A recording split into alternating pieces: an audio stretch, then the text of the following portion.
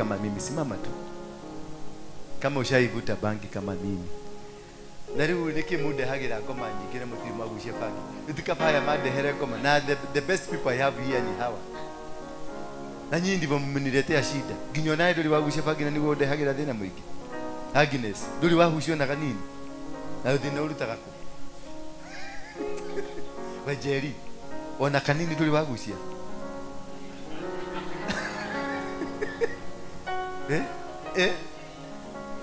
Kukosa kuita Jerisi ni kumuonea. Bwana Yesu asifiwe sana. Simameni tu. Watu wa bagi ile ini hakuna bagi hata moja. Nyinyi mnaishi kibikuni. Mnateremka asubuhi. Okay, thank you. Ona wewe sense tuli wagusia. Asense. Ujaigusa bagi? Uligusa moja, simama. Ninasema mtu amewahi kuvuta bagi asimame. Simama. Cha kujifanya mtu mzuri hapa. Na ninakujua kwanza wewe ulikuwa alishababu. Si ulikuwa alishababu wewe? Wewe ulikuwa alishababu. Ulibakisha kidogo kwenda kufugwa bomu kisema hiyo wewe. Si ni kweli? Alafu kidogo tu. Wewe kijana hujaivuta bagi? Brother yako wako wapi? Ningekuwa ni makosa. Ningekukosa kwa hiyo. Hata nikiuliza Mungu kwa nini umeonea huyu mtu hivyo? Watu watusikara, watu watudhigara. Mtu amewahi kuvuta sigara? Cigarette smokers, simama, wewe simama. Hujawahi? Cigarette smokers? Wewe ndio wagusha. Ndio wagusha kile basi. Wagusha ile ko. Mariboro. Watu wa sigara simama, watu wa sigara smokers, cigarette smokers. Lilian, hata hujai karibia baba yako akiwezi ndio ulikuwa nakisiaga baba yako sigara. Alikuwa nakutuma unamwakishia, unavuruta kidogo, unampelekea. Kweli dogo. Simama. Si unaona mtu anapulitedia ndani ya gushi, ndio wakagilia baba wao sigara. Tuko akia baba kugushia.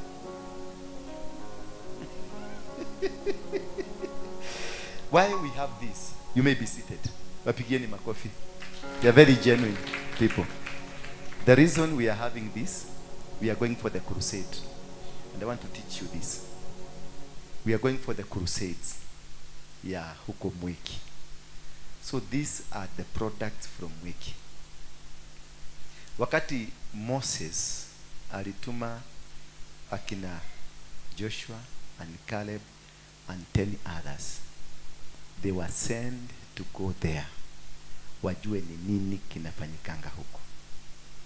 Aliwatuma waende wajue ni miti gani, ni ng'ombe gani, ni wanyama gani, ni ndege aina gani, ni maji aina gani, ni watu aina gani, ndio wamletee report, ndio ajue maombi yake atayafanya namna gani. You cannot be able to pray for something you don't know.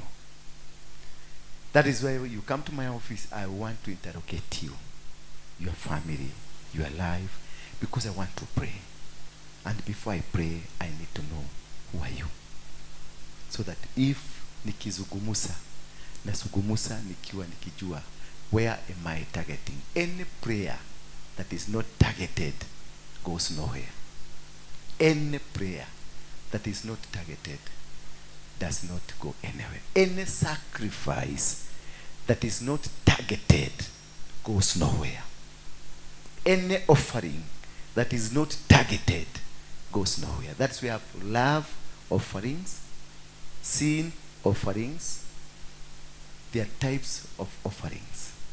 Then sacrifices are based on what you want from God. It must be given to you by God. So before you go to a crusade, before you go to buy that plot, before you go get married to that man or that woman, do what Moses did. He sent his people, go to that land Canaan, do your research, do due diligence, understand their people, understand their environment, understand their animals, understand their birds, understand their leadership, then come we go to God and tell God, these people are like this. These people behave like this. These people, they have this power. They have this capacity. We don't have this capacity.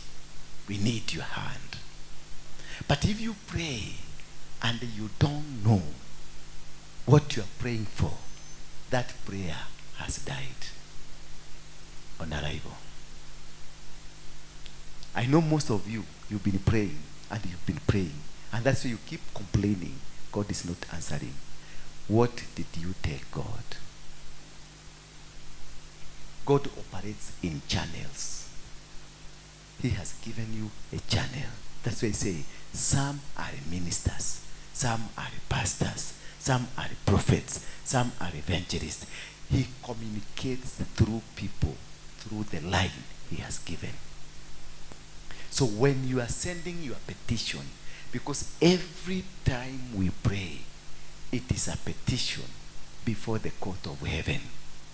For those who have gone to courts, the charges are read to you under a section of law that is punishable, that this is punishable to this law. Then the magistrate will listen to your case depending on the line of that section of the law. Then the judgment will be given out depending on that section of the law.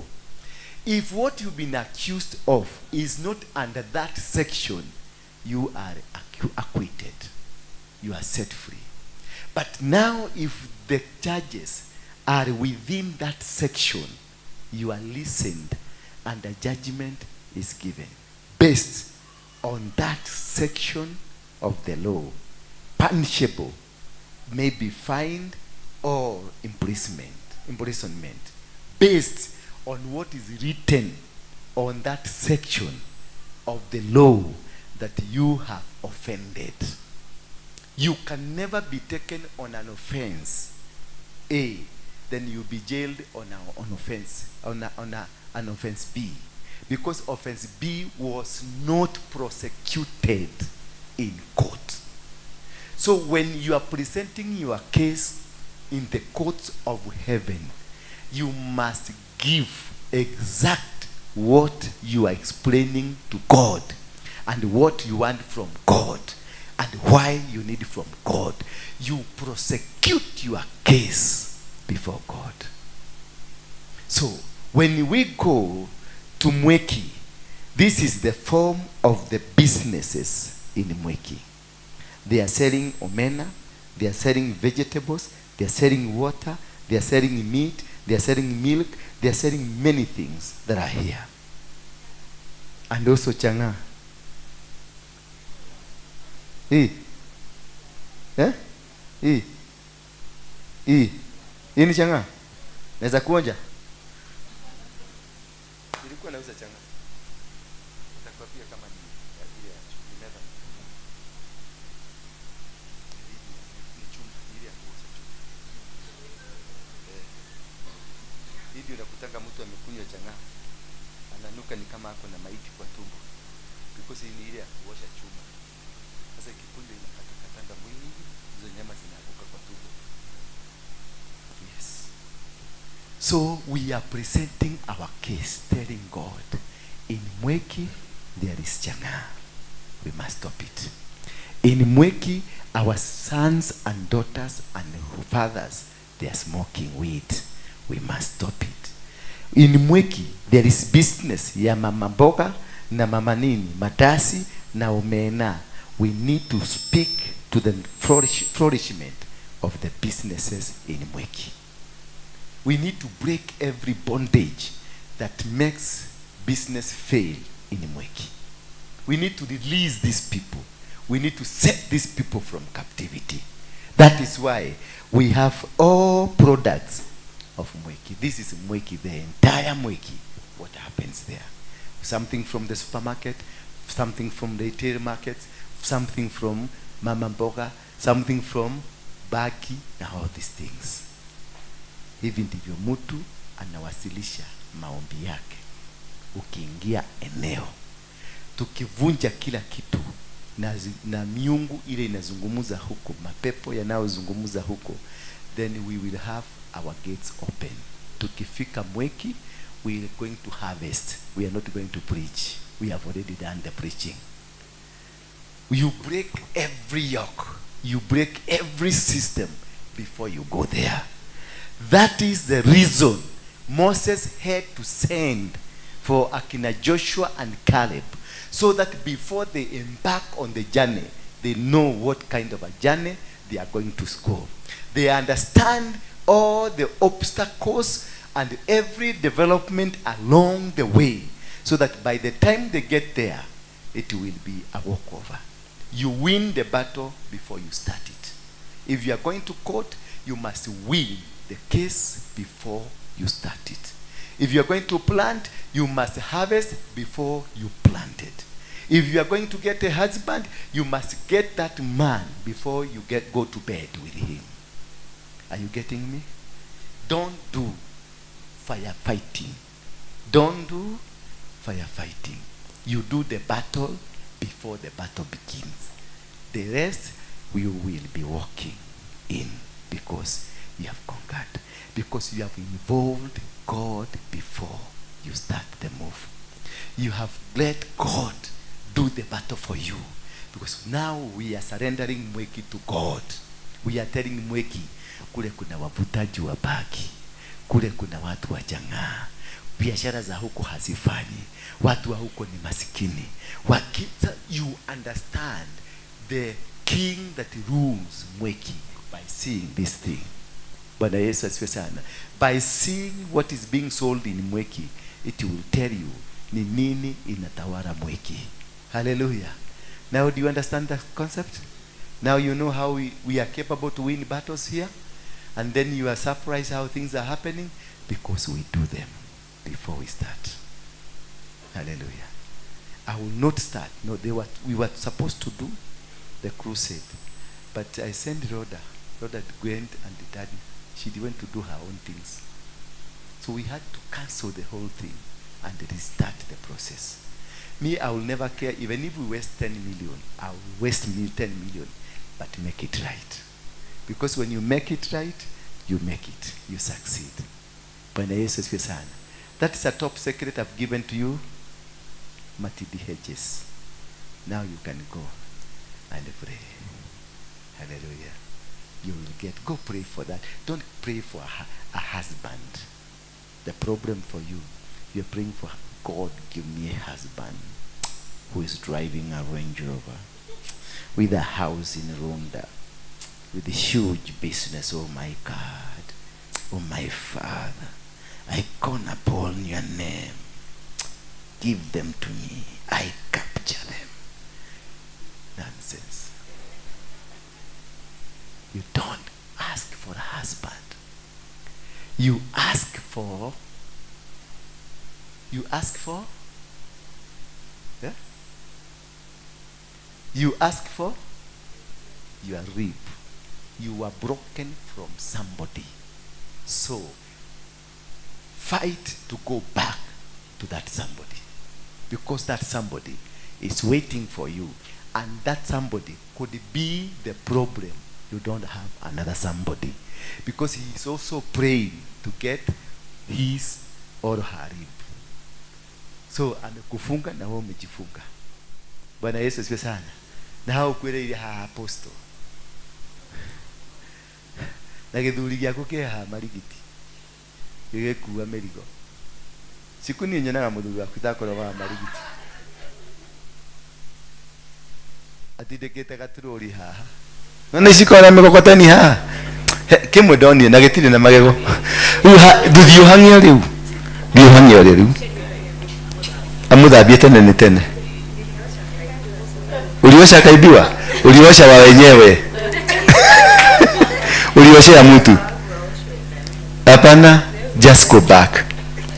Take your petition before God.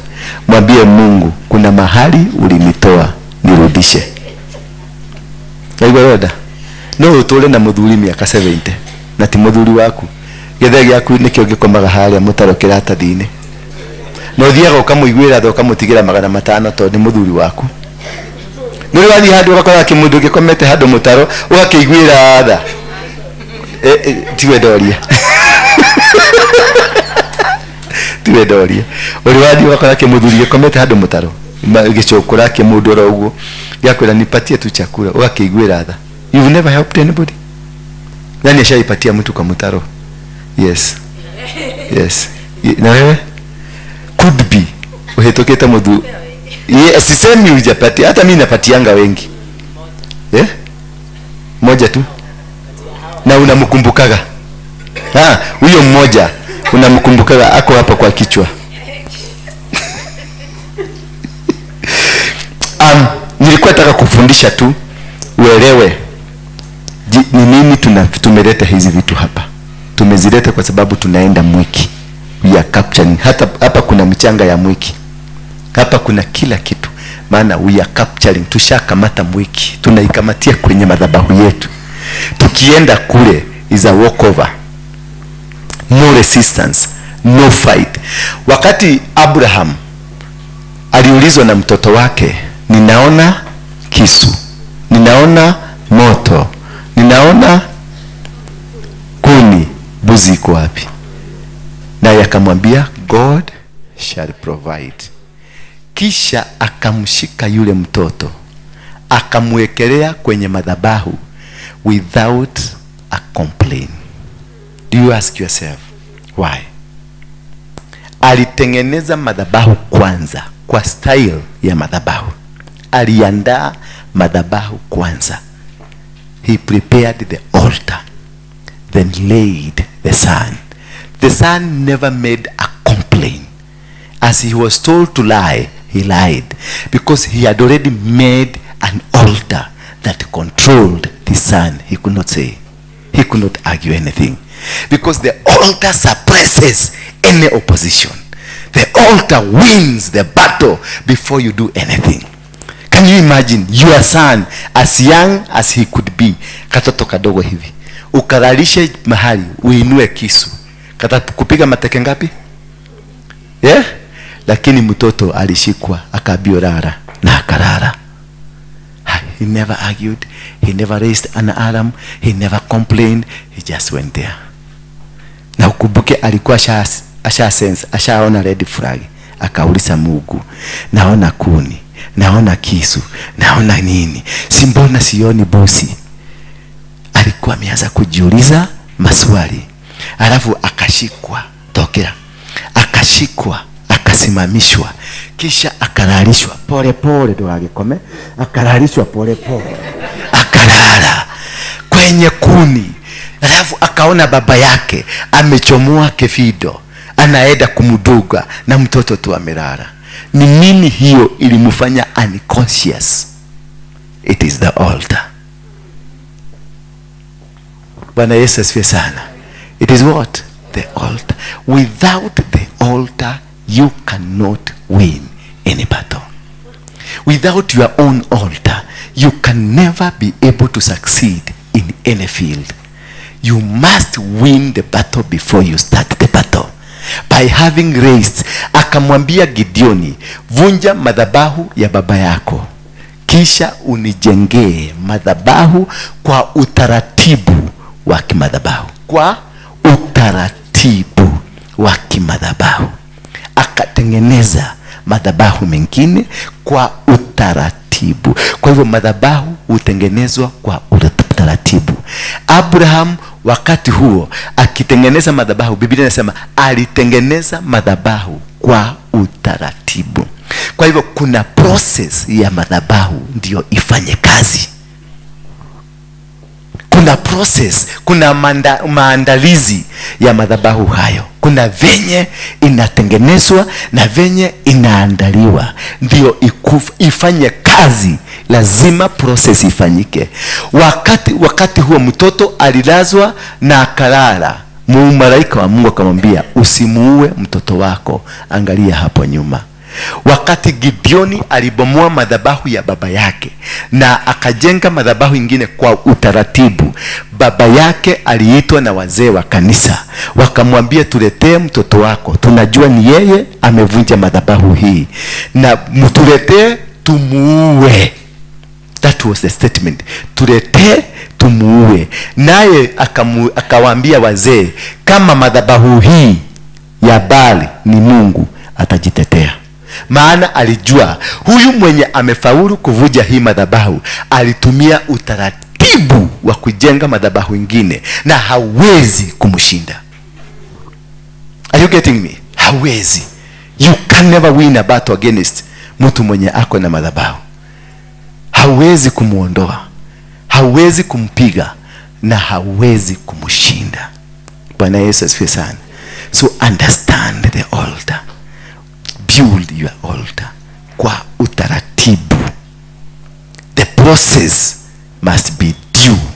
The process must be genuine. The process must be according to what God has instructed you. You don't just do your things. You don't do because others are doing. You don't raise stones because others are raising.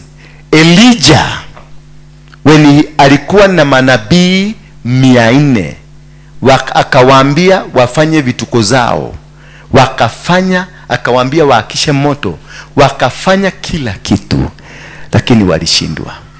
But what did he do? Alitafuta mawe 12. Then he laid an altar using mawe 12, standing for the 12 tribes of Israel. So he raised an altar of 12 tribes of Israel. Then akawaachilia wapigane na watu 400. So it was a massive 12 tribes against 400 people. How you raise the altar, it is how you will win that battle.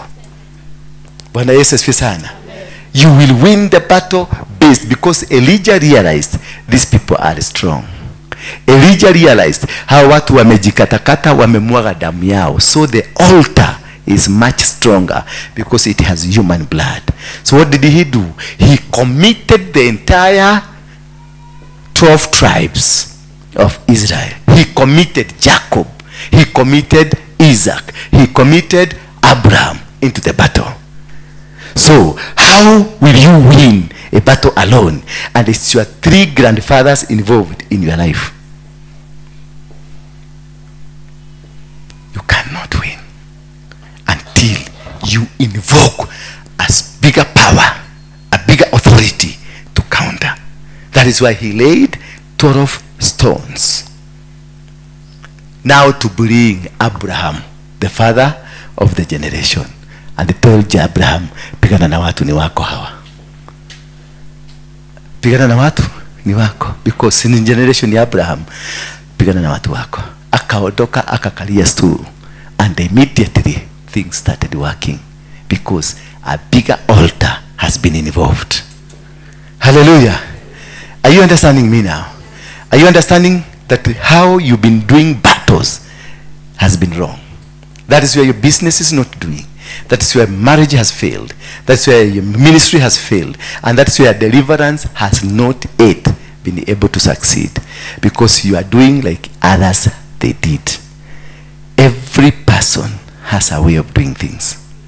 When Moses died, Joshua was invited, and Joshua was not told to do miracles. He was told to go to the battlefield and kill people. Moses was given a rod to do miracles. Joshua was given a gun and a panga and a machete to do the battle. We are not the same, but we, the achievement, the success story is one, though how you do it is different. Orogi wa kwanyu ti orogi wa kwaya. Riu okoro aretirio kibiriti ti uthi kurehe kibiriti. Kwao ni kibiriti ndikio kimohete, kwanyu wohetwo ni shanga. So unaleta kibiriti nduguteithika, todo tweka wrong, tweka something wrong that does not exist. So we will lose the battle because we made a mistake. Bwana Yesu asifiwe sana. So you must do according to what that is required for that particular thing, so that you can be able to win that battle. The battles of the altars are not the battles of kupika uji. You must be due diligence to understand the process, because you can do a battle, you go 1,000 kilometers only to find you went through a wrong channel, then you go back. And most of you have been involved in wrong channels because you don't take your time and nobody educated you to understand madhabahu ujengwa kwa utaratibu wake. Kila jamii iko na utaratibu, kila familia iko na utaratibu, kila ukoo wako na utaratibu. Every bloodline has utaratibu. You don't do because your cousin did. You don't do because your father, great-grandfather did. You do because God has revealed to you what it is. 32,000 men had been organized by Gideon to go and battle the Midianites. But God, in God's mind, was only Gideon needed. Him, he had prepared 32,000. But God knew it is the father of Gideon who is the problem, not the Midianite. And the only problem, it is the altar. So he told Gideon, this battle, you shall win it as a person. And then he asked God, I am the least in our family. And our clan, we are the least. So how will I be able to do this? Then he tells him, this battle is not for the multitude. And God is never found in the multitude. God is found in an individual. God does not work in the multitudes. He works in individuals. He will glorify one person in a multitude of 10 million people. And in that process, he will create a monster out of a small situation. Then he tells Gideon, you man of valor. You man of valor. Even before God tells Gideon man of valor, he was already a man of valor. But when the enemy came, being the man of valor, he went to the caves with that manhood of valor, hiding with your man of valor. I can see giants here who are in the caves, yet you are giants. You are so powerful, but you are in the caves because you don't understand yourself, because you don't know who you are. Until God spoke to Gideon and told Gideon, here on earth, you know you are nobody. Here on earth, your clan is a nobody. But I'm not dealing with your clan. I'm not dealing with your nobody. I'm dealing with a man of valor. In heaven, we know you as a man of valor. So you better rise up and behave like heaven.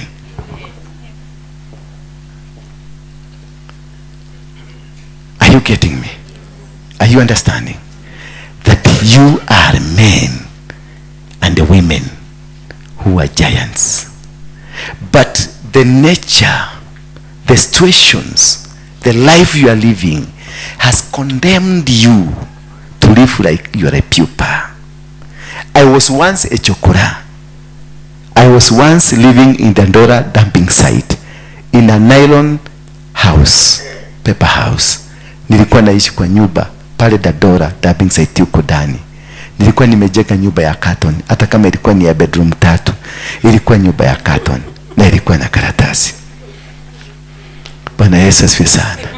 I never imagined that I will own a plot in Karen. I never imagined that I can own a plot in Rongai. I never imagined that I can own a plot in Seattle. I never imagined that I can own a property anywhere, because I thought that was my end of my life. And I had a 3-bedroomed house in the dumping site ya makatoni. It was so good, it was pleasant. It was for me then, and I was happy with it. And it had a guard, it had a fence and a security who will open the gate for you, and it was good, and I was happy. You can imagine how the life you live, how they open the gate for you, how the compound is big. I had my own compound in the dumping site. I never knew that I can be able to own a house in America, in Seattle. Nilikuwa na kiguru changu naweka hapa. Nilikuwa na uchafu na makompat. Kompat ni kile kigunia tunavaanga.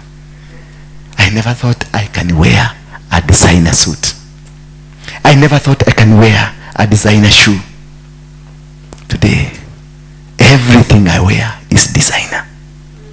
But remember also, at the dumping site, the kind of compact wear is also designer. Hiyo kigunia mtu amevaa, hiyo kiatu mtu amevaa, it is designer. Because nobody else can wear that. It is meant for special people, for special occasions, for powerful people. And that is how I lived. Until I was told that you are not that character. That is not your life. Your life is being in an altar like this, to speak to spiritual realms. And I speak to them, and they obey. Just as I spoke to the dumping side, and it obeyed. Now you test and see, even if it was in the smallness, but you are doing things and they were happening. I am the one who founded the dumping site in Ndura from Githurai. I brought it to Ndura. Then every homestead in Nairobi brought their takataka there. Was I not commanding? I was commanding. With my glue, I was commanding you. Uleta takataka yako huko. And then you are paying for that takataka. I was still a general, but in the dumping site. I was still a commander, but in the dump. Bwana Yesu asifiwe sana. I only needed to change, understand the voice of God. You, man of valor, you are going to win this battle as a man, not as a community. As a man, not as a clan. As a man, not as an army. And that is what happened to him. He conquered because God knew it is not about the Midianites, but about who? His own father, who had built an altar of Baal. Then God arouses in the night, tells Gideon, go to the graveyard, the courtyard where the cattle is. Take 7 bulls, 2 bulls of 7 good years. God is a master planner. He's an organizer. He knows what he knows. He plans. When he went into the problem that you are in now, he also went into that problem. He walked from that day you got into the problem. He began a journey with you. When he declared in Judges chapter number 9 that the children of Israel did that which, chapter number 6, sorry, that he did, children of Israel did that which was wrong in the eyes of God. And then God handed the children of Israel over into the hands of what? The Midianites. For how many years? 7 good years. Come back.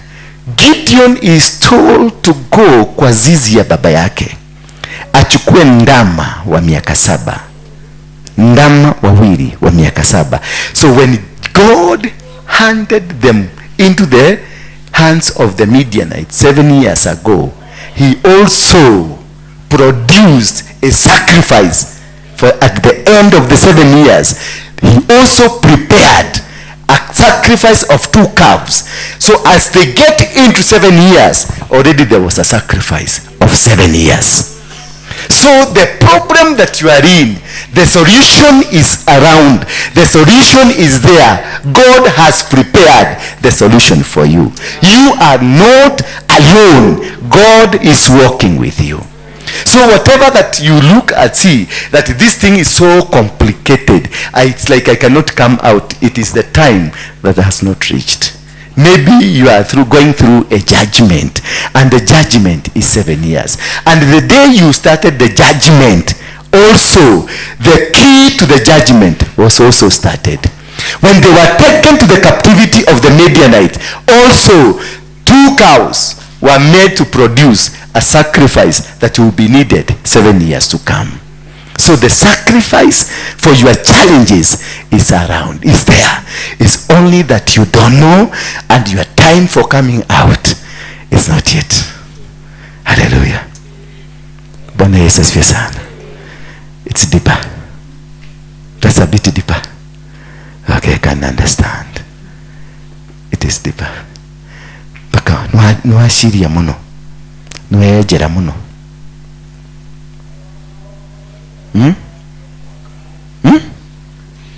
Nuwejera nuwanyita kido nuwatonyerera pio nuona mahitia maku haria wikagira. Yes, you do wrong things. Not that you don't know what you are doing, but you do them in wrong way. There is a formula for every sacrifice, and for every altar there is a formula. It is not just like that. For you to come out, there is a formula. Now let us look at the book of Daniel. The book of Daniel, chapter number 9. Daniel, chapter number 9. We shall go all through. So be very fast. Whoever that is on the screen. In the first year of Darius, the son of Ahasuero, by descent Amende, who was made a king over the realm of the Chaldeans. Who was Amende? Mende? Mende. Dictionary? Mende. Who are they? Mendes. Quickly, please. Quickly. Dictionary, quickly. The Iranian. Iran. The city of Iran. Iranian. And the Chaldeans, the Babylon. Silio, are we there? Confirm please quickly. The Babylon. Okay, thank you. So in the first year of Darius, the son of Ahasuero, by the descent Amende. So he was an Iranian who was made a king over the realm of Chaldeans. This man was a Persian or an Iranian, but he was made a king in another realm. He was not a king in his own territory, in his own people, but he was a Kenyan made a king in Uganda. Are you getting me now? Verse 2, quickly. In the first year of his reign, I, Daniel, perceived in the books the numbers of years that, according to the word of the Lord to Jeremiah the prophet, must pass before the end of desolation of Jerusalem, namely 70 years of struggle. 70 years of struggle. So there was a declaration to them that 70 years are the years of your suffering. 70 years are the years of your captivity. So the deliverance of any sort, if it's the deliverance ya kimadhabahu, wacha ile ya baba yangu hapa chini ya mapepo, deliverance ya kimadhabahu ni judgment. Unakuanga under a judgment. It is not mapepo. Mapepo does not have a judgment, but altar has anything that is binding you in the name of the altar. It is a judgment, like the children of Israel in the book of Judges chapter number 6. They were judged for 7 years. they were committed for a suffering of 7 years. And as they were being committed into a suffering of 7 years, the liberator, the tool to come and liberate them, was also as they started their jail term, also 2 calves were born that will come to set you free. Those a person, a liberator of your life, that is meant to come and speak this word like I'm speaking to you, was created as your judgment started. This man was also created and organized by God, that at a time like this one, my sister here will be here sitting. But if you called this sister 2 years ago, he will ask you, niko kuureda kodwara kwa mugike, because she was in her comfort zone. Until the comfortability is removed, you can't see your liberator. Until your eyes are opened. The day Uzziah died, I saw the Lord. And when the king died, that is when Jesus was returned. There must be something that has to die or has to be opened so that you can be able to see. When Abraham chased away Lot, that is when he saw the land promised to him. They were fighting over a piece of land because of the grazing. But when Lot was removed, the eyes of Abraham were opened, and he was told, look until where your eyes can reach. That is how big you are. He went, he saw that their side. Akafika hapo mahali aliona matu imeenda chini. Akifika hapo akaona bado imesoka. Akaedaida bado ikasonga. That is how big Abraham was. But remember, he had been reduced by a son of his brother into fighting over a piece of land, 10 acres. And they were really complaining that you must vacate from here. The boy said, Muse, you are the one to go. Kadhurigaka. And this, nenio koruma.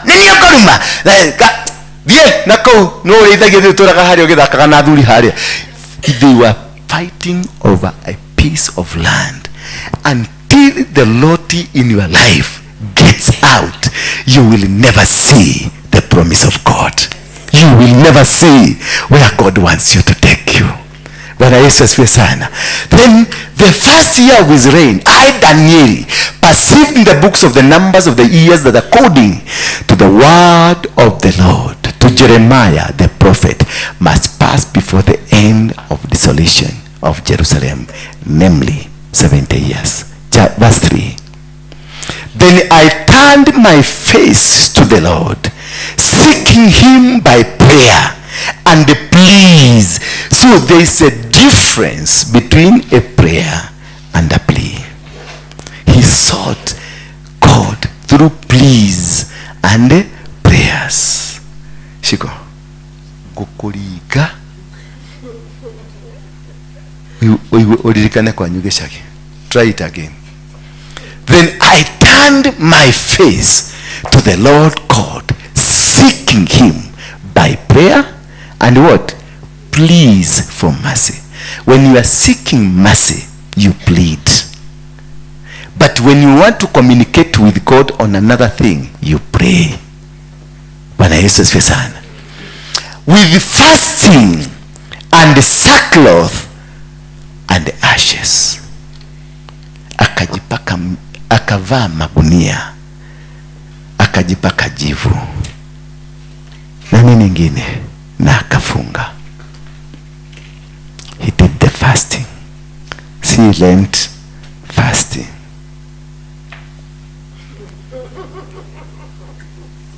For 40 days. Lent. Are you on it? Mkula nyama jana sana. Verse 4. I prayed to the Lord, and now we are praying. I prayed to the Lord, my God, and made confessions before before he started anything, he made confessions. Any prayer that you need mercy from God, it has to be started by confessions. That is why we have this, because this is the confessions of what is happening on the ground. We have told God tuko na bangi. We have told God tuko na changa. We have told God the business down there is not something that we are supposed to do. We are better than this. Bwana Yesu asifiwe sana. All saying, oh Lord, the great and awesome God, who keeps covenant and steadfast love with those who love him and keep his commandment. Understand that carefully now. That's where the trick is. You just don't make prayers because prayers are being made. You don't join prayer groups or intercessors because intercessors are praying. Understand who are supposed to be in the intercessory. Oh Lord, the great and the awesome God, who keeps covenant, underline that, and the steadfast love, underline that, with those who love him and keep his commandments.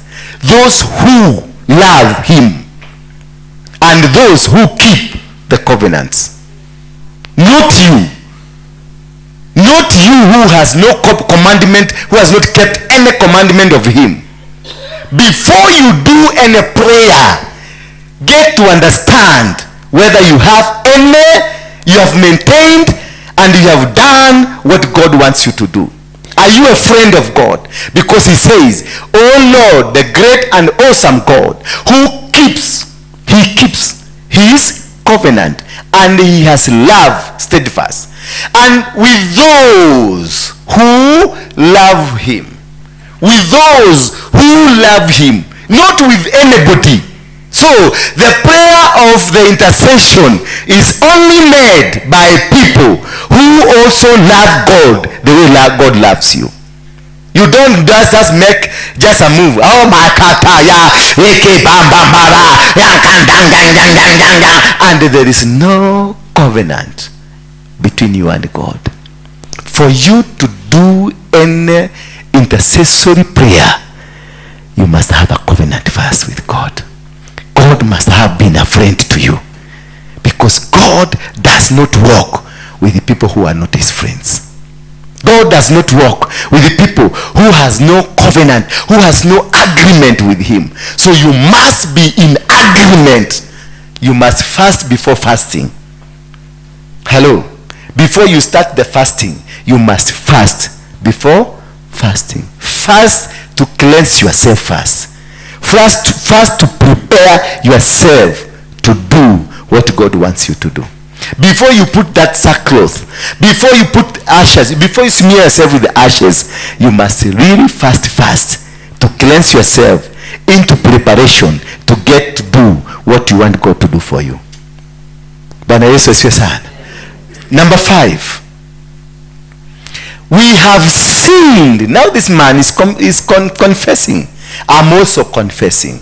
We have sinned and done wrong and acted wickedly and rebelled, turning aside from your commandment and the rules. This is what determines your relationship with God. Before you start that prayer, before you start that whatever you are doing, there must be an agreement. An agreement can only be done if your heart and his heart are together. And you can have that heart of God and your heart being together because you have confessed. And Daniel now here, we have sinned. For a nation, for a family, for you to be able to succeed in any battle that is spiritual, you must start from there. We have sinned. And now remove we. I have sinned and done wrong and acted wickedly and rebelled, turning aside from your commandments and the rules. That is step number 1. yourself. Number 2, verse 6. We have not listened. You see, keeping the commandment is different from listening.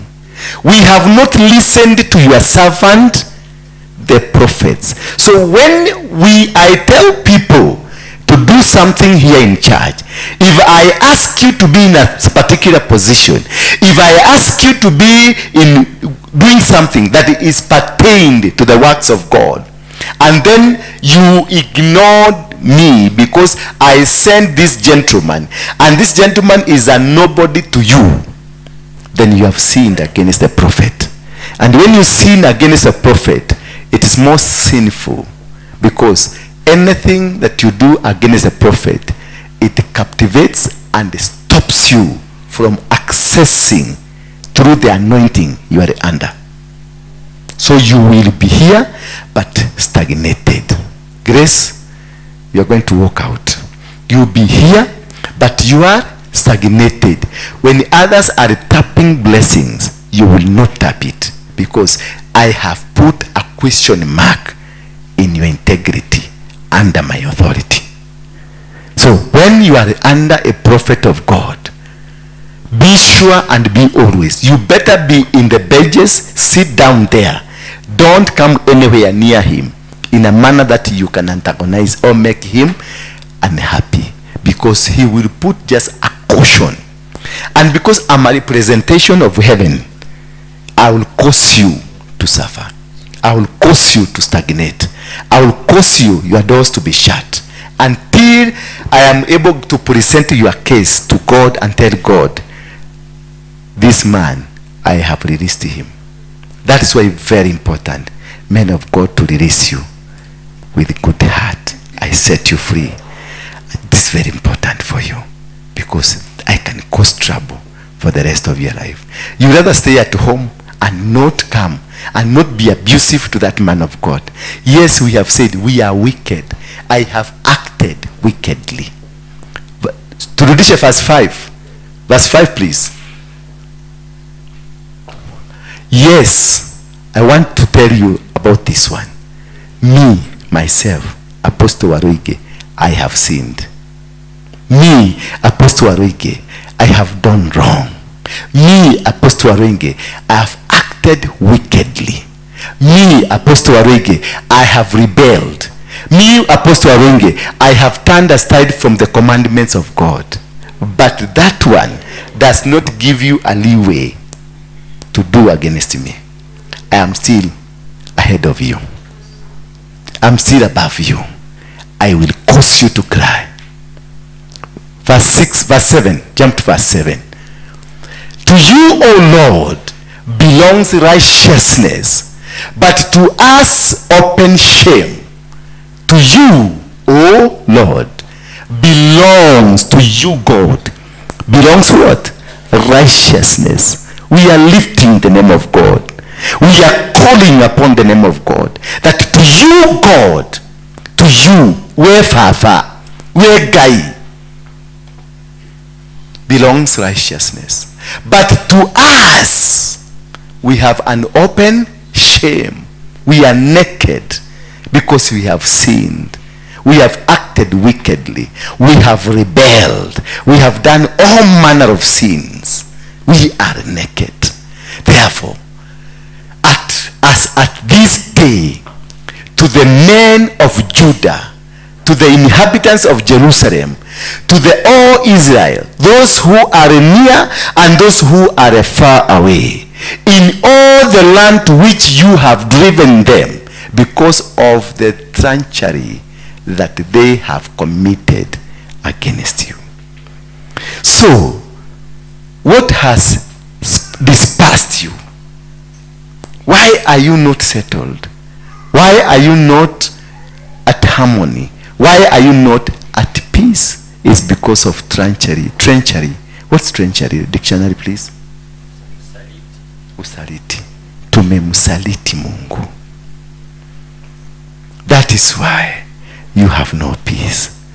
You claim to be having properties, but they cannot help you. You claim to be having something, a business, but it's not helping you. You claim to be having anointed, ati wewe uko na mafuta, Wewe ulinenewa, wewe ni nabii, but you have done nothing, and nothing has come out of what you think you are. You are just stagnated, you are just suffering, you are just being there. You are there wasting time. You going to church, you've been to church several years you've been in church. You have served mighty men of God. You are the one who was invited to go and serve Monke. You served Ben Hinn. You served what? How wengine wote, but you are still zero. You just served but came out with that. And even that day you served, because you were fasting, you never ate. So you came out empty stomach. There is nothing you can say that hata kukula nilikula. You never ate. Those who are near and those who are far. It doesn't matter whether you are in Kenya or whether you are in America.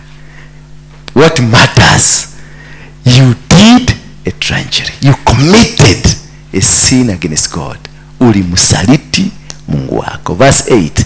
Ulimsaliti Mungu wako. And this is a confession Daniel is doing for his prayers to be heard. So before you get into a prayer, you prepare the ground for the prayer. You prepare the relationship. You build a relationship with God. You build a convention with God. You build how to do things with God. To us, oh Lord, belongs open shame. Ours is about the open shame. We are too shameful. Toriado. Shame on you. This is shame on you. To our kings, to our rulers and our riders. Kwani wewe ni mtu ni wa raida? Tulikuwa hapo. Wewe muulize relationship yake na raida ni gani? To us, O Lord, belongs open shame. To our kings, to our princes, to our fathers, because we have sinned against you. So from the kings, from the princes, to our fathers, to our mothers, to our brothers, to everybody, we have sinned. We need mercy. Verse 9. To the Lord our God belongs mercy. God is a merciful God. God can forgive. And forgiveness, for we have rebelled against him. Yet we are crying to him, but we have rebelled against him. That is why we are pleading. That's now not a prayer. This is a plead. We are pleading to him. We are pleading to him. We are just telling him, laying ourselves out, taking this, telling God, this is what we are. This is how dirty we are. This is how unclean we are. We are all filled with shame. We are hopeless, shameless people. Bwana Yesu asifiwe sana. To the Lord our God belongs mercy and forgiveness. Verse 10. For we have not obeyed the voice of our Lord our God, by walking in his laws, which he set before us by his servants the prophets. Prophets here are very important, because those are the what God used to speak to men, and the laws were set by them from God. And that is what you have rebelled against, and that's the reason you are suffering. That's the reason you are facing the challenges you are facing. Verse number 11. And all Israel has transgressed your law and turned aside, refusing to obey your voice.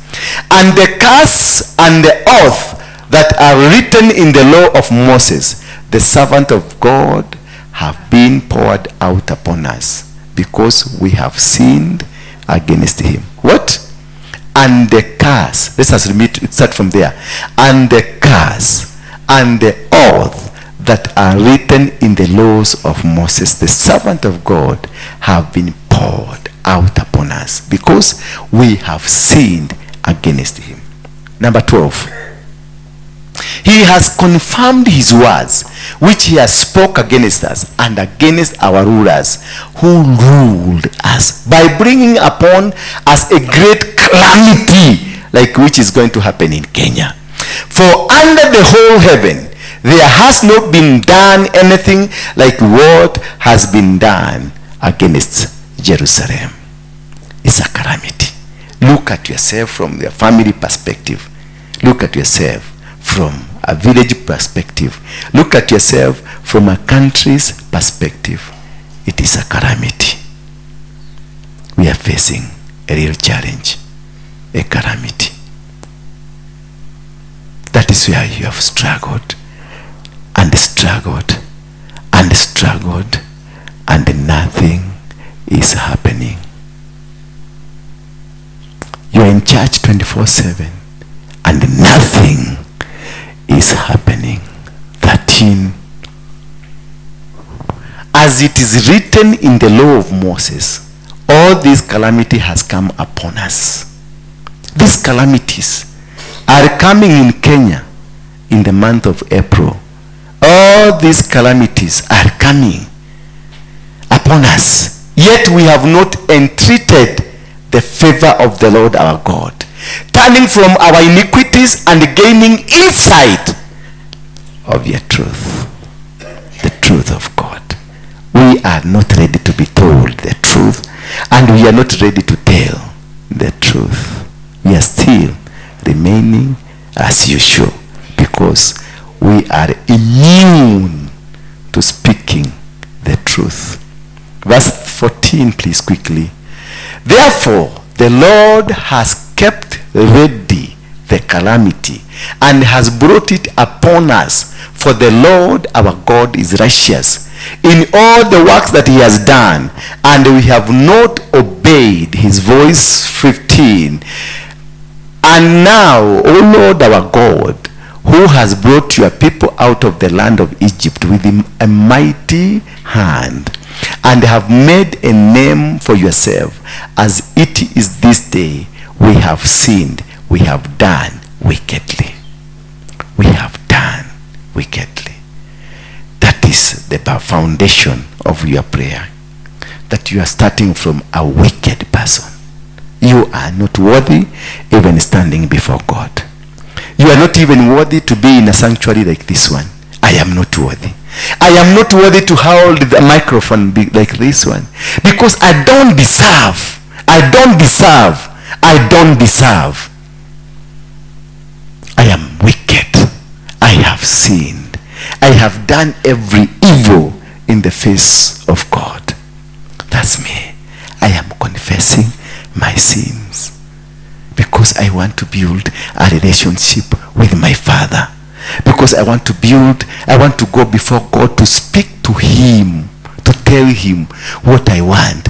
And he cannot allow me to go where he is because I don't belong there. I am dirty. I am wicked. I am unworthy. And I am unpresentable before him. Me, Apostle Waruinge. That's why I'm seeking God to repent first before I go to tell God what I want. Verse 16. Before I speak to this God, before I tell him what I want, I have to create an environment, an atmosphere that pulls me towards him, that will make him come and be comfortable with me and listen to my case. O Lord, according to all your righteous acts, let your anger and your wrath turn away from your city Jerusalem, your holy hill, because of our sin, and for the iniquities of our fathers Jerusalem and your people have become byword among all around us. You see now, because he feels he has been accepted, he has been listened to, he has been pardoned, he has invoked now God to do what he will want them to do. Lord, according to your righteous act, let your anger and your wrath turn away from our city, Jerusalem. He's speaking to the city of Nairobi. He's speaking to the city of your village. He's speaking to Rongai. He's speaking to Kasarani. He's speaking to Mweki. He's speaking to every place, telling God, let your anger and your wrath turn away from your city of Jerusalem. You are holy hill. Jerusalem is built on a hill.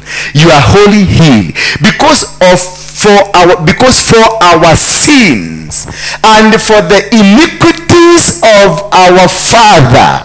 Now, first of all, he has prayed for the city.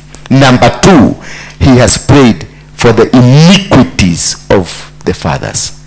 That is prayer number two.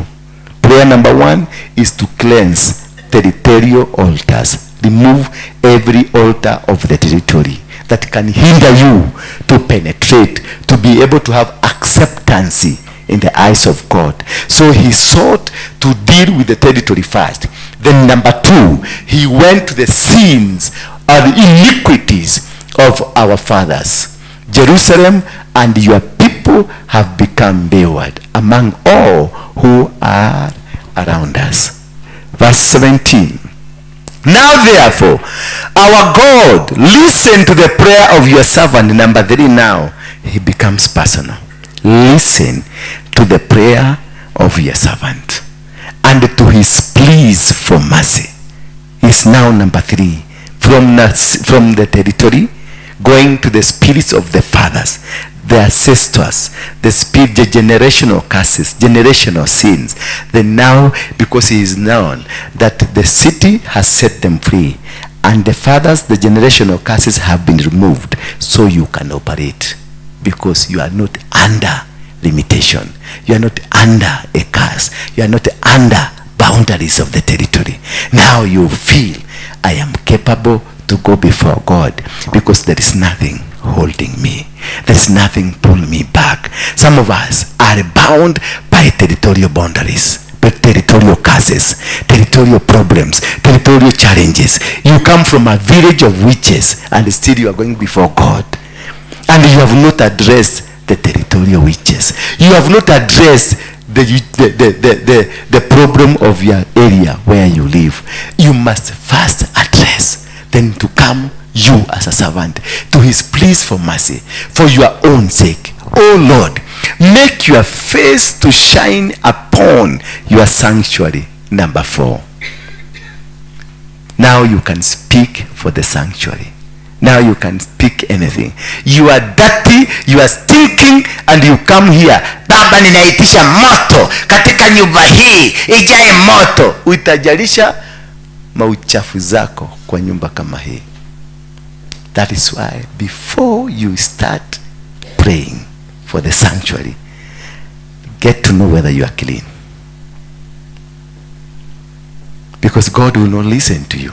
Number four is about your sanctuary, about your place of where you are staying, about wherever, which is desolate. Number 18.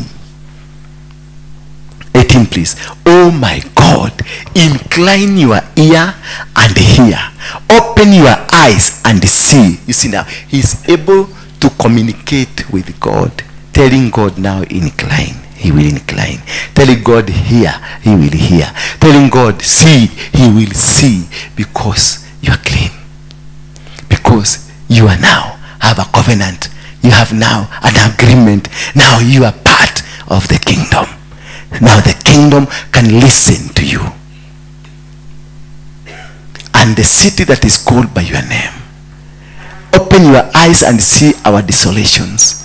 And the city that is called by your name, he is now invoking, reminding God that this house is named after your name.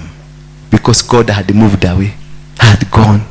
If village, the whole life is not committed to God, and God had forgotten you. Now because he is sure he has done everything right, he's now talking to God. You cannot be able to talk to God if nothing is right. If your life is not right with him, he will not listen to you. For we do not present our pleas before you because of our righteousness, but because of your great mercy. It is not because we deserve. It is not because we are righteous. It is not because we are clean, but because he has mercy. Because he has mercy upon us. We are pleading our case that we don't deserve even to have spoken to you. We don't deserve even to be where we are today. We don't deserve to even hold a microphone like this one. We know we are not qualified to be anywhere near your kingdom. But because you are a God of mercy, now you are able to convince God because you are clean. You are able to speak to God because you have regained the covenant, regained the association with you and God. You cannot be able to make any breakthrough if you are still not connected. If you are still, the electricity of your connection to the heaven is not on. If the electricity is off, kama hawa nalala, you are off. And you have been cut off. Because of off. Verse 19. Oh Lord, hear, oh Lord, forgive. Oh Lord, pay attention and act. He's telling God now, pay attention. Pay attention. Delay not. Don't even waste your time. Don't even send anybody to come. Delay not for your own sake. Why? He's telling God for your own sake because he has recommitted Jerusalem back to God. So he's bribing. He's like pushing God to the corner and telling God, Jerusalem is yours. So if you delay, shame is upon you now. We have cleaned ourselves. We are shameless. Hello. Delay not for your God, for your own sake. Oh my God. Because your city and your people are called by your name. Because they have surrendered back to God. And now they have a legal right to tell God,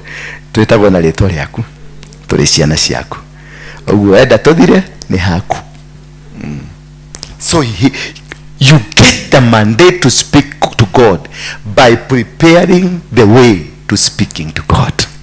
Because you are not alone. May we rise up on our feet. Are we somewhere? Are we somewhere? Do you feel you can be forgiven today? I want us to repent. Okay? I want us all remove your shares. Hiyo kiti umekalia upeleke kwa ile kiti kingine. Na usivurute. Nisisikie mtu akivuruta kiti hapa. Uchukue kiti yako inue juu upeleke kwa zile viti za huko. Uingize na uachane nayo hapo. Usimove kiti kingine. Ukiweka yako ndani uachane nayo. Kuna wale watu watafanya hivi. Na nisisikie mtu akikurulia. Uko jiraka na huko nenye Mungu.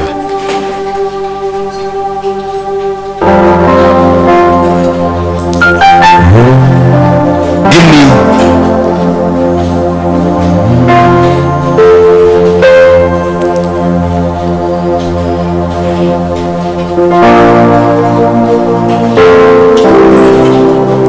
deep worship. Which is better, Kiswahili ama English? Ama Kiswahili? Sawa.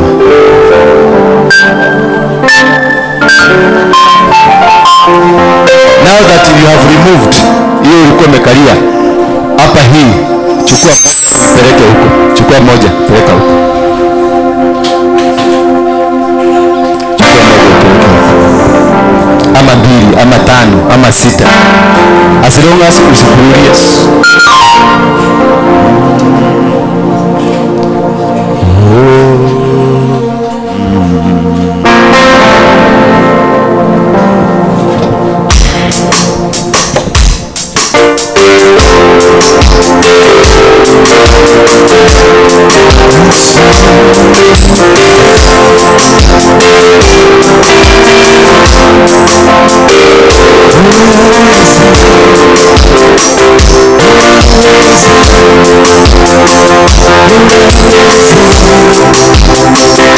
Alafu Joni hapa mbele.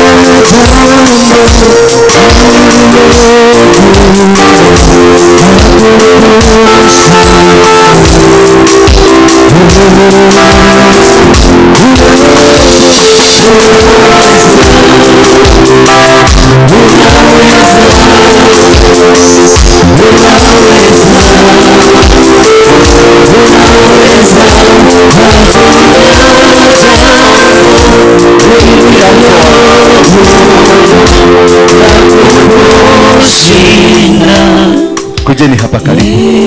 Nataka maombi ambayo tunafanya, I will guide you. We start by confessing. Naigua mundu gwetwo Sari. Waganu waku wothe. Nwanyita wakore wana korona tumuthe.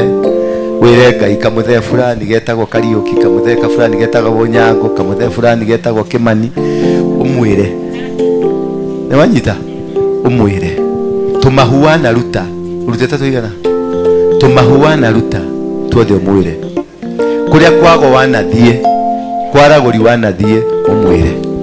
Are you getting me? That is fast. 15 minutes or 20 minutes confession. Pure confession. Tell him. Don't tell me. Tell him. Daniel was telling God, don't sing. Tuko na watu wa kuimba. Ukitaka kupiga magoti yako chini niotolee hizi. Ukitaka kupiga magoti yako chini, ukitaka kukuja hapa, remove your shoe and come here if you want to come. But deeply surrender to God and confess. Hata kama is the smallest sin, kadogo sana, kale uliambia mtu niko hapa kwa hii kona na kuja, na saa hiyo ndio ulikuwa bafu ukioga. Confess it. It will hinder you. It will hinder you from going to the next level. Because today we must move to the next level. So it is upon you now. I release everything to you now. Chukua ushukani. Your deliverance is dependent on you today. So come, you can, unaweza kulala hapa, kupiga magoti mahali popote. As long as you are not in your periods. If you are in your periods, don't come here.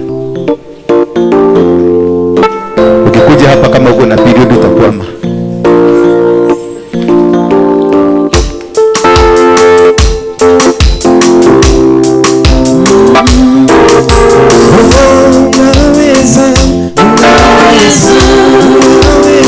Ingia tu hapo. Yes.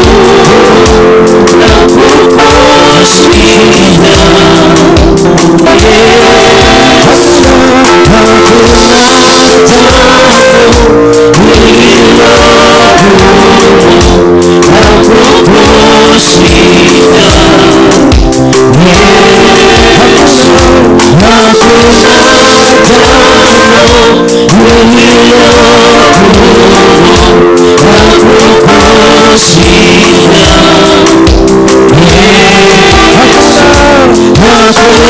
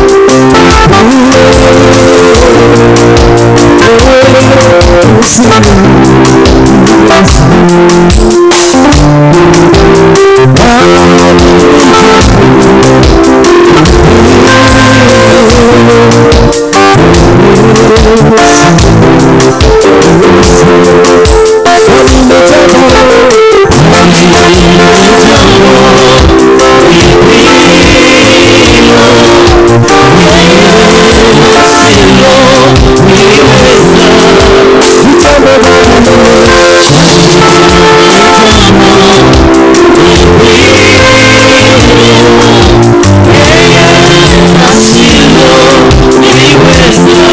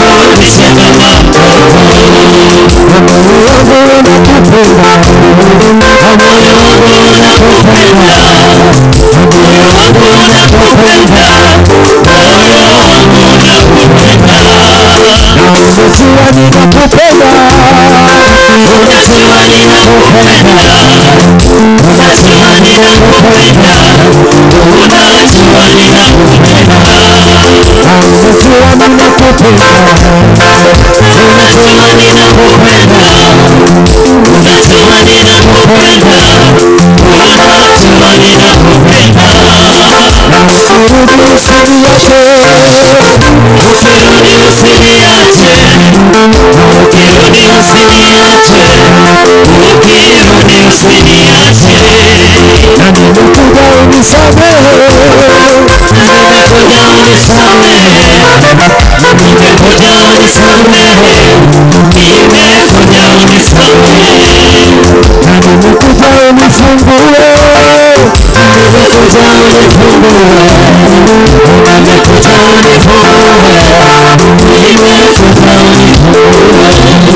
Nisikilize kama mtoto, nisikilize kama mtoto, nisikilize kama mtoto, nisikilize kama mtoto,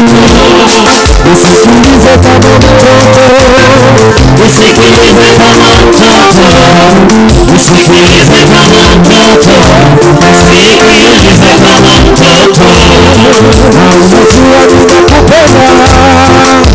Unajua ninakupenda, unajua ninakupenda, unajua ninakupenda, unajua ninakupenda, unajua ninakupenda, unajua ninakupenda,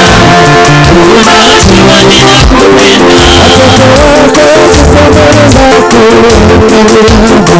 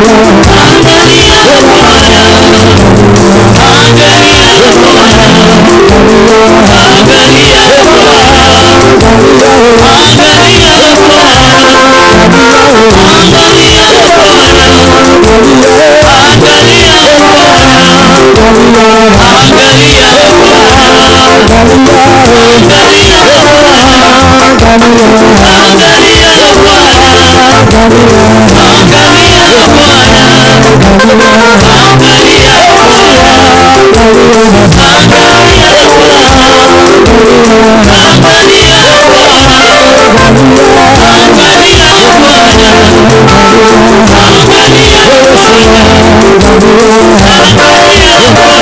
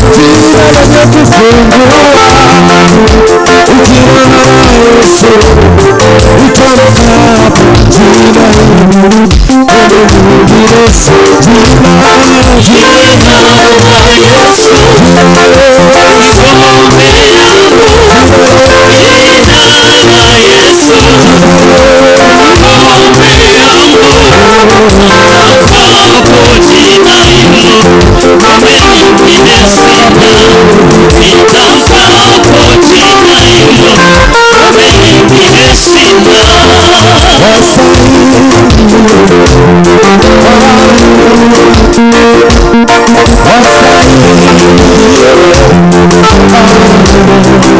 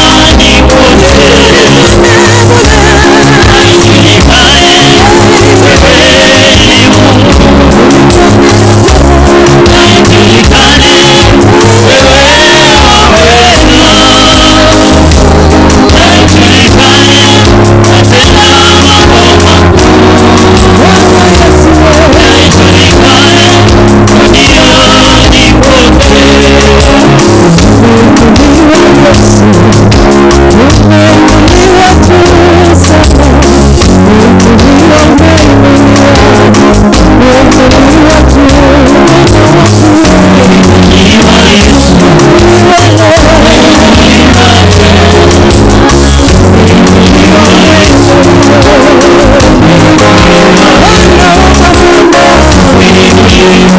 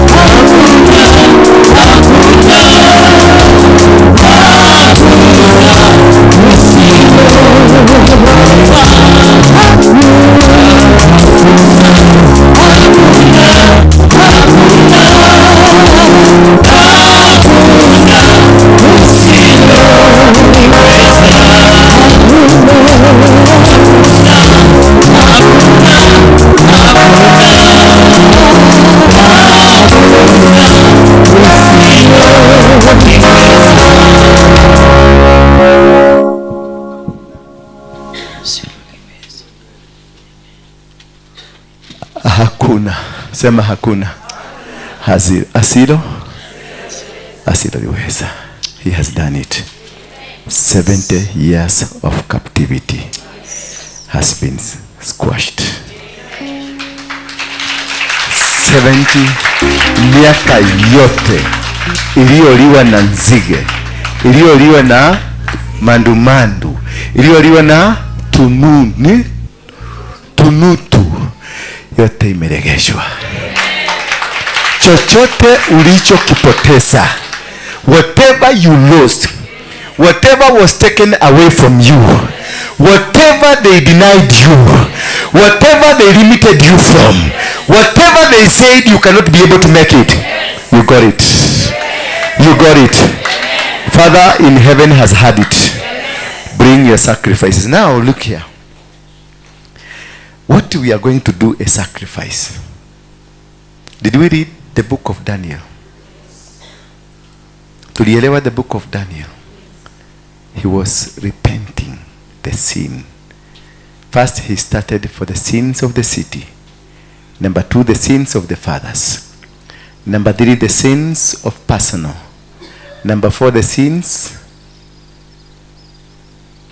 sanctuary. Number 5, the sins of. So you are not listening to me at all. Yeah? The sins of? Yeah? I've said that. It's personal is number 3. Yeah?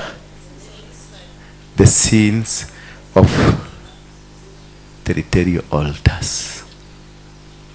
Bwana Yesu sana. That is what we are giving a sacrifice for. The sin of Nairobi. Because we are based in where? We can never have a penetration if Nairobi is against us. Today we are receiving back Nairobi to us. And from today, things would be just like going on. Any business you do in Nairobi will be successful. We are repenting also the sins of the kings and the rulers and people in church, pastors, bishops, and archbishops, and every man of God. We are seeking to repent for their behalf. So the sacrifice we are going to remove today, it is based on Nairobi, because we are capturing Nairobi today. And before you capture Nairobi today, you have to capture the rulers of Nairobi, the kingdom of Nairobi, and every powers associated with Nairobi. But you cannot be able to capture them if you are still sinful. But we have confessed our sins. Did we? Yes. We have confessed our sins. Therefore, we are asking God, because now we got a good relationship with God. Bwana Yesu asifiwe sana. As your priest, I will lead to give my personal and sanctuary sacrifice and the city sacrifice. Now, the rest of you, bring it here. Bring it here.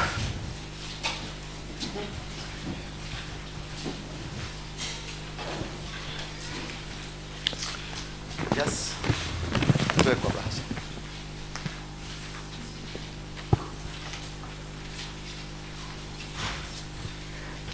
This is 7. Place it on top. Yes, no problem. Place it on top of that. Yeah? That one of the church. Remove it from the envelope. Put it on top of my number 7.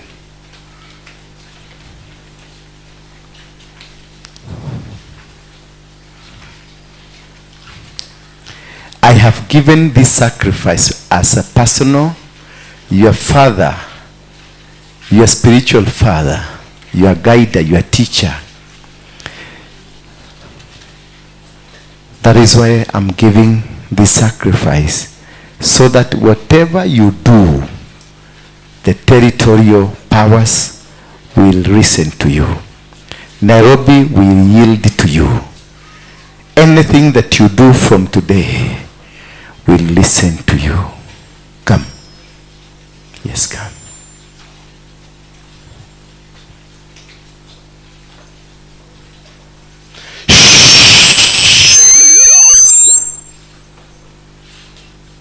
Just place it here.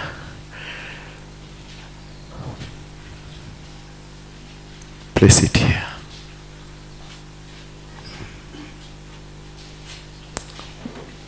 Take your envelope away. Listen, come here. Remove from the envelope. Toa kwenye bahasha. Wekelea tu hapa. Wekelea tu hapa. Wekelea hapa. I wish you know the secret. I wish you know what we are doing. It has never been done by anybody anywhere since the days of Daniel. Umetoa kila mtu, hata wale wa M-pesa. Are you ready now? Come closer.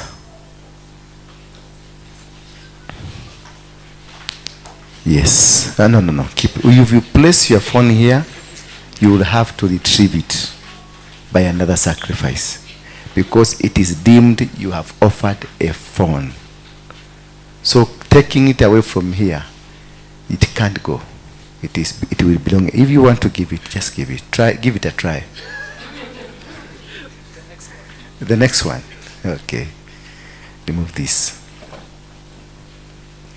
Hold a hand of a person next to you. And for those who are behind, place your hands on the shoulders of the people who are ahead of you. You. Yes. Watoto nyuma. Watoto murudi nyuma. Ushers, this is unprocedural. It is not ethical for... Wewe watoto murudi nyuma. Rudi kule nyuma kabisa. Mukae nyuma ya wazazi. Never allow children to be in front. Wanaweza angukiwa. Na tutastakiwa na watu wa children rights. Na wewe nasikianga ni mmoja wa children rights. Utatugeuka na useme ujui hatukufanya haki ya watoto. Shika tu mkono. Sema Bwana Yesu, Mwana wa Mungu, ulitolewa kama sacrifice ndio nifunguliwe. Siku hii ya leo nimepokea kufunguliwa kwangu. Mungu, nisaidie nguvu zote ambazo zilikuwa zimenishika mateka zikaporomoke, zikaporomoke, zikaporomoke. Moja. Sema Yesu. Moja, mbili, tatu, nne, tano, sita, saba. Funguliweni sasa. You are free now. You are free. You are free now. Mnafunguliwa. Minyororo inakatika. Chains are being broken. Chains are being broken. Minyororo inakatika. Pingu ulikuwa umefungwa imeporomoka. Pingu za kifamilia, family curses, generational curses, bloodline curses, family tree curses, zote zinaporomoka, zinaporomoka, zinafunjika, zimeporomoka katika jina la Yesu Kristo. Yes. Where is the usher?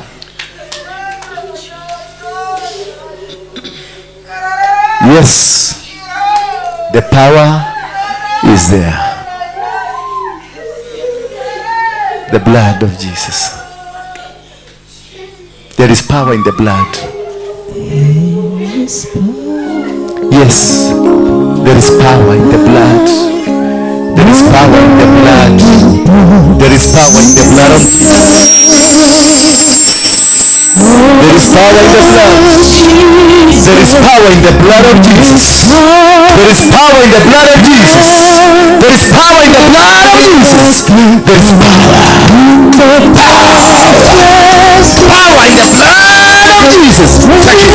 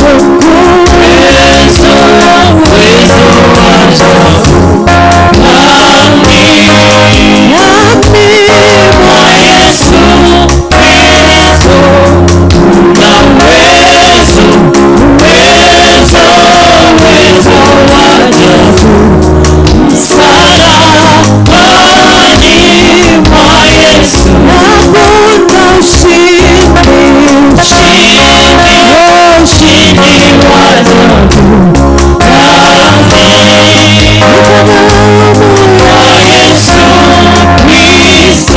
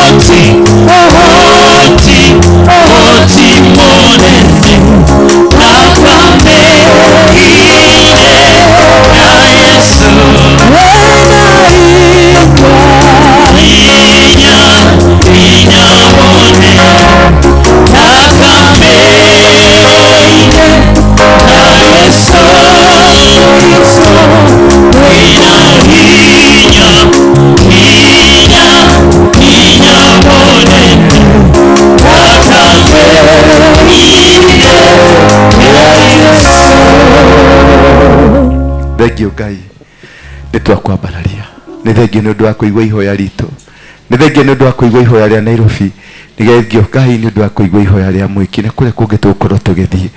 Rathima ciana ici, matongorie kũrĩa megũthiĩ, reke magĩe na ũhotani. Kĩrĩa kĩraremithagia mawĩra mao reke makĩenagio rĩu. Kĩrĩa kĩramarũithagia mbara cia kwao mĩciĩ, cia matũũra, mbara cia maũndũ marĩa mothe marahianĩkaga mũtũrĩre-inĩ wao, ciothe nĩ cithenge. Na maroho marĩa megũtũmĩtwo gũkũ rĩ, na marĩa metũmĩte makuma kwa ngoma rĩ, mothe nĩ twamwakĩria mwaki, mahĩa mathiri marĩtarĩ gĩturi, matikanacoke nyũmba ĩno rĩngĩ. Nyũmba ĩno nĩ twamĩakia mwaki kona ciothe, barabara ĩno yothe nginya Nairobi gatagatĩ nĩ twamĩakia mwaki, city yothe ya Nairobi, CPD, ZBD na matũra mothe manyitĩrĩte Nairobi, thĩinĩ wa mĩhaka yothe ya Nairobi nĩ twakia mwaki wa revival, mwaki wa kane, makanitha macenjie, macukuru macenjie, matũra macenjie, basi hingwo na matũra manorogi mathingwo, na arĩa mareka maũndũ moru na arĩa mararumana othe matumio tũnua twao. Reke rĩtwa rĩaku rĩambararĩke Ngai, reke ngumo na ũgoci igũcokerere, tondũ wa rĩrĩ ithuĩ twĩtanĩtio nawe, nyũmba ĩno ĩtanĩtio nawe, tũrĩ ciana ciaku Ngai, ĩkatũhiũha wĩke ũrĩa wĩkaga, na ndũgacererwo Ngai, na ndũkage gũka Baba, tondũ ithuĩ twĩ ciana ciaku, nĩ tũthiũrũrũkĩirio nĩ thũ na tũtingĩhota kwĩruta moko-inĩ mao. We tu niwe wĩna ũhoti wa kũrũa na andũ aya, we niwe wĩna ũhoti wa gũcugurika na andũ aya, tũtingĩhota kũrũa nao, tũtingĩhota nginya gũcokanĩria nao. Mena tũnua tũnene gũtũkĩra, mena mayũ manene gũtũkĩra, mena weapon nyingĩ gũtũkĩra, tũtingĩhota ũndũ ona ũmwe.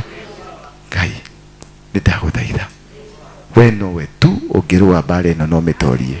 Tũtirĩ na matharaita, tũtirĩ na jeshi, tũtirĩ athomu, tũtirĩ ogĩ, tumĩte ciama-inĩ ciarĩ njũru, marĩtwa maitũ ti mega, tumĩte kũndũ gwetagwo kwa Mungĩkĩ, kwa twacambĩte, ona rĩu matirĩ matwenda Baba, no tondũ nĩ wandonya ndĩ nyũmba-inĩ yaku ĩtanĩtio na rĩtwa rĩaku, tũrĩ itũũra-inĩ rĩtanĩtio na we Baba, nĩ ũndũ wa itũũra rĩrĩ, nĩ ũndũ wa nyũmba ĩno, nĩ ũndũ wa ciana ici Baba, tiga kũrora waganu wakwa, tiga kũrora wehia wakwa Baba, cũthĩrĩria bũrũri ũyũ, cũthĩrĩria ciana ciaku, cũthĩrĩria nyũmba yaku, ithuothe Ngai twĩtanĩtio na rĩtwa rĩaku, nĩma nĩ twahera mehia maitũ ma waganu witũ, na nĩkĩo twacoka mbere yaku.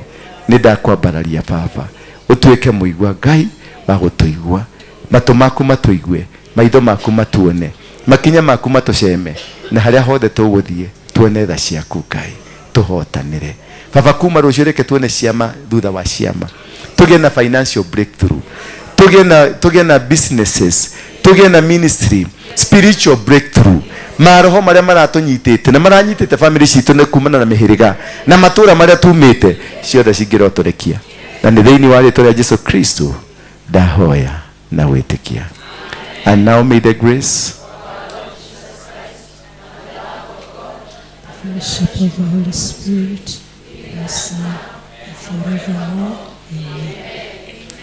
once again, may the grace of our Lord Jesus Christ, the love of God, the fellowship of the Holy Spirit, be with us now and forevermore.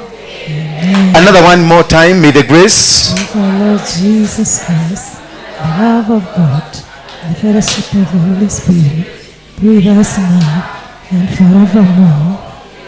Amen. surely Shall follow me all the days of my life, shall dwell in the house of the Lord forever and ever. on is it synagogue what? Brigade. We have to meet in the course of the week. Could we meet on Tuesday if it's possible? You have planned for the meeting? Have you planned for the meeting? Have you planned for the meeting? When? Tuesday. What time? TV, empowering lives.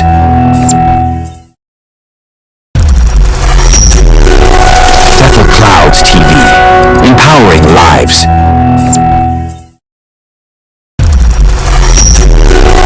Bethel Clouds TV, empowering lives.